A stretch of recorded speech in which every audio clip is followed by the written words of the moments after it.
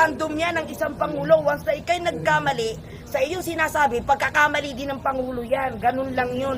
Kaya ikaw, Atty. Claire, mag-ayos-ayos ka na sasabihin mo, walang natutuwa sa ginagawa mo.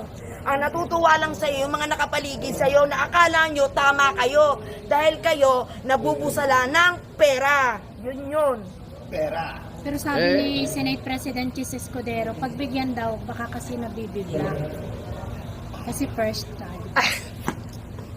Virgin. Reaction mo, ma'am. No? Si Atty. Claire, Hindi ko alam. ayun. Kasi kung dalaga siya, ay talaga mabibigla doon. Mabibigyan talaga yun. Pero kung hindi pa siya, kung hindi na siya dalaga, ay yun talaga, may mga hidden agenda. Alam na natin. Ha? Dala na. Dala na. Oh. If the price is right yun, oo. Ano masasabi mo doon sa dumaraan sa sa mga busway natin doon sa EDSA? Oo, yung sinabi na may closed door meeting daw. Oo, ayun dumaan. Di ba, hindi naman nila inamin ngayon? Hindi pa naman umaamin sila hanggang ngayon na kung sino yun eh. Basta ang sabi, nasa gobyerno. So, hindi dapat nila ginagawa yun. Alam niyo kung bakit? Kasi ikaw yung lingkod ng bayan.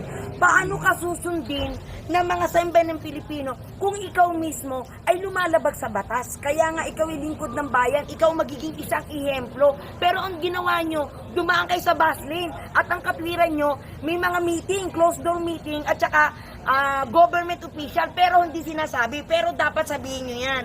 Eh wala eh. Talagang doon yung makikita talaga na ang gobyerno natin ay wala talagang walang pangil.